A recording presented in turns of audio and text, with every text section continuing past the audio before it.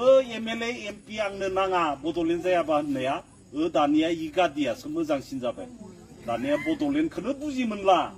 दानिया बड'लेण्ड नागिरग्राया बर' मानसिफोरखौ हेलौ मानगोना रायजो राजा आरो लोगो नोंथांमोन दिनैनि गुबै टपिकआनो जाहैबाय जोंहा मानाव गेदेर बिटिआरनि चिफ प्रमद बर' सारनि हेंथायै गोबां बाथ्रा बुंदों रायजो राजाफ्रा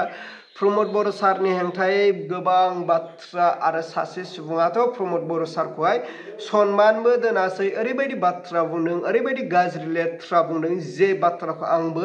बुंनो एसे बोरैबा मोनो दिनै अब्लाबो आङो मा खालामनो टपिकखौ लाबोबाय जेब्ला बुंनांसिगोन प्रमद बर' सार लेवरा इउपिपि लेवरा बैफोरबायदि बाथ्रा बुंनायखौ जों नुनो मोन्दों रायजोफोर आंनि टपिकखौ आङो गोलाव खालामा जासे बिथांमोननि क्लिप भिडिअखौ आं स्क्रिनाव होबाय स' नोंथांमोना जोबजासे नायलांदो इउपिपि हाथाव प्रमद बर' मुर्दाबाद लेवरा प्रमद बर' हाथाव आंनो गंब्रै कलेज गायसनदों बर्मानि बिएड कलेज बोरिमुगनि गभर्नमेन्ट कलेज बेलगुरि फोथारनि पलिटेकनिक कलेज बोरिमुगनि मास्टारफोरा ट्रेनिं होग्रा डाइट DLF आंनो जुदि गायसननो हायोबा प्रमद बर'मोन बायदिया इउजि ब्रह्ममोन बायदिया मानो गायसननो हायालै मुसलपुराव मा कारन खै बोसोर नांगौ कलेज गंसे गोदान गायसननो मानो एफा टाइम नांगौ एफा गिदिर गिदिर मानसिया दोङो थारमाने मावा प्रमद बर' होनदोंमोन बड'लेण्ड मोनाबा आं जिराया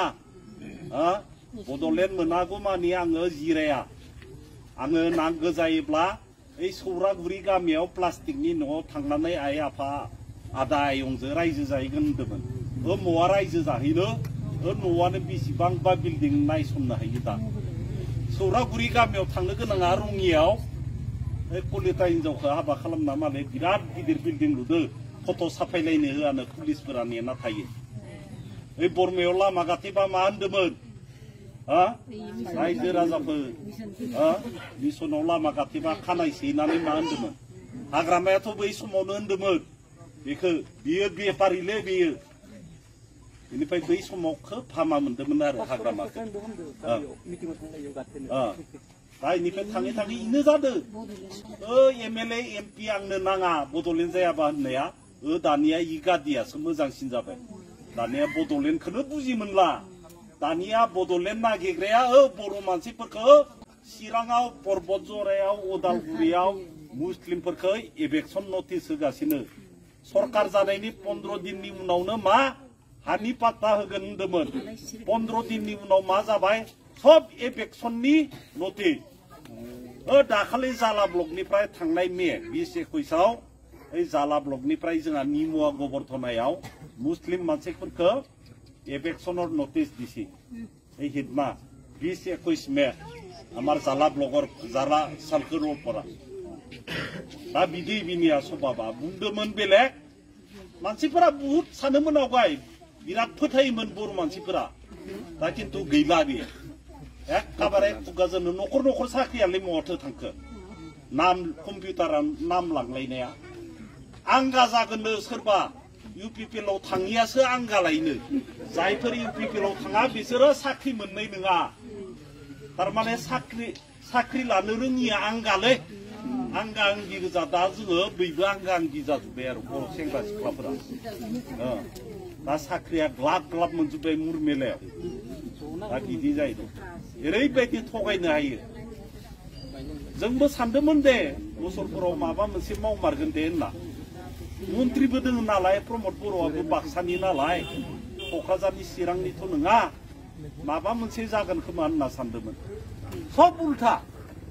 दा इनिखायनो बे उल्थानि थाखायनो रायजोफोरा बे माबाखौ होगोन बे फिननायखौ होगोन एबार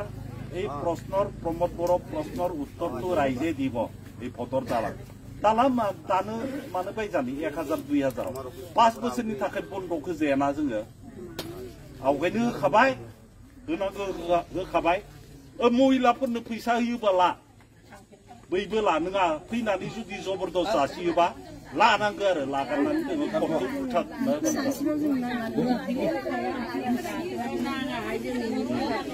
दा गैला दा गैलाबो आइफोर आफाफोर इ मास मोननैयाव आरो मा मावबावनो बिराद गोदै गोदै होनफैनो हागोन होननायालाय दा बिनिखायनो जोङो बेफोरखौ साननानै जोङो दा नैबे कमलिमोनाबो जोंहा आदामोनाबो दाख्लै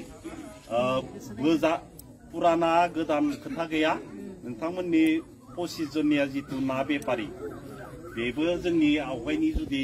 12 जन दोङोबा बेजों जमाहै जों खालामना होगोन जोंनो खालामना होगोन रायजोनि खामानिल' जानांगौ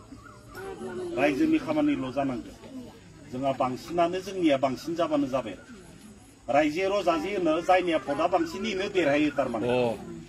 रायजो रजा होननाया जेनेबा आदामोनानो फैबाय आदामोनाथ' गेजेराव गैयामोन जेनेबा एरै थांना थाहैथ'बाय फैथ'वाखैमोन दाथ' फैबाय नालाय बारायजोब्बाय आरो बारायजोब्बाय दा इनिखायनो नोंहा बुजिनायाव एसे मोनगौबा नेबाय थादोंमोन आरो बैबो रायजो राजाफोरा मोनगौबा माबा मोनसे नेबाय थादोंमोन बेथ' दाय नङा आसाबादि आरो मानसिनि खोथा मानसिनि गोसो बयबो माबा मोनसे मोननो आसा जायो आसा थायो दा इनिफ्राय नैया जोंहा शिव मन्दिरनि एरैहाय जोङो ओइ भट होग्रा मुरमेलासिम आङो लामा गायसनना होदोंमोन जों सानदोंमोन सरकारा जायासै नालाय इसोरनि दिनाव पाक्का लामाया जागोन खोमा होनना सानदोंमोन गैया दा जोंनो मावफिननांसिगोन आदा जोंनो मावफिननांसिगोन इखौ दा नैबे बेफोरखौबो बे लामाखौ दानि बायदेवा होननाया बे लामाखौ नङा खोलाहानिफोरखौबो जोङो मावफिननांसिगोन जोङो जयैनो पुरान गोदान आरो बे खोथाफोरखौ इलेक्सननि सिगाङावबो होननांगौ इलेक्सन जोबखांबाबो होननांगौ बेयाव हामा मोननाय गाज्रि मोननाय खोथा नङा गामिनि खामानिफोरखौ आदाय खालामना लानो थाखाय ज'यै बयबो ओंखारनानै बिदि बुंलायनांगौ बिदि भट होलायबासो जोंबो सानगोन बे गामिया खौसेथि दोङो जोंबो खामानि मावनो गोसो जागोन बा मोजां मोनगोन सासे सानैनि थाखाय जों हामा मोना सासे सानैनि थाखाय जोङो हामा मोना थागोन आरो सासे सानैया दा बेनिखायनो दिनै जिहेतु नोंथांमोना लोब फैबाय रायजोफोरा फैबाय सेंग्राफोराबो फैबाय जोबोद मोजां मोनबाय आरो जोङो सब जायगायावनो जोङो माने ग्लोब फैदो मानसिफोरा रायजोफोरा मोनसे माबा लानानै उत्साह लानानै फैदो बेनिखायनो आङो गोलाव बुंला फिन जोङो इलेक्सनाव खेबसे नुजाबावनो नाजागोन गेजेराव थेवबो दिनै गासैखौबो मोजां मोनना गोजोननाय मोनबाय अब्ला मानाव गेदेर रायजो राजा आरो लोगो नोंथांमोना थारै नुखाबाय प्रमोद बर' सारनि हेंथायै मा बाथ्रा बुंदों थामहिनबा UPPLनि हेंथायै मा बाथ्रा बुंखो स' नोंथांमोना मा बुजिनो मोनखो बे भिडिअनि गेजेरजों थारैनो मानाव गेदेर प्रमोद बर' सारा जोंनि BTC आव थानाय गासै रायजो राजाफोरनि थाखाय जेबो मोनसेबो जौगानाय खामानि मावनो हायाखै नामा आरो ओनसोलाव थानाय रायजोफोरनि थाखाय मोजां खामानि मावनो हायाखै नामा बेखौ नोंथांमोना बुजिदोंब्ला नोंथांमोना कमेन्टनि गेजेरजों फोरमायहरबानो जाबाय थारैनो प्रमोद बर' सारा जों रायजो राजाफोरनि थाखाय बेसेबां जौगानाय खामानि मावनो हाखो बेखौ नोंथांमोना एसेब्लाबो कमेन्टनि गेजेरजों फोरमायहरबानो जाबाय आरो फैबाय थानाय BTR BTC इलेक्सनाव थारैनो BPF पार्टी लोगोसे UPPL पार्टी बिसोर मोननै दोलो पार्टीयाव बबे मोनसे दोलोआ देरहासार जानानै जोंनि BTC आव सरकार सलायफिनगोन स' नोंथांमोना बेखौ एसेब्लाबो हमदांनो हादोंब्ला कमेन्टनि गेजेरजों फोरमायहरनो दाबाव मानोना नोंथांमोननि कमेन्टआनो जोंनि रायजो राजाफोरनि गोसोखौ थुलुंगाखांहोयो आरो नोंथांमोननि कमेन्टखौ जों फरायनानै जों मोनथियो बबे मोनसे दोलो पार्टीया देरहासार जामारगोन बेखौ जों एसेब्लाबो हमदांनो हायो अब्ला रायजोफोर दिनैनि भिडिअखौ आङो बेखिनियावनो फोजोबबाय भिडिअखौ मोजां मोनदोंब्ला लाइक लोगोसे चेनेलखौ मोजां मोनदोंब्ला साबस्क्राइब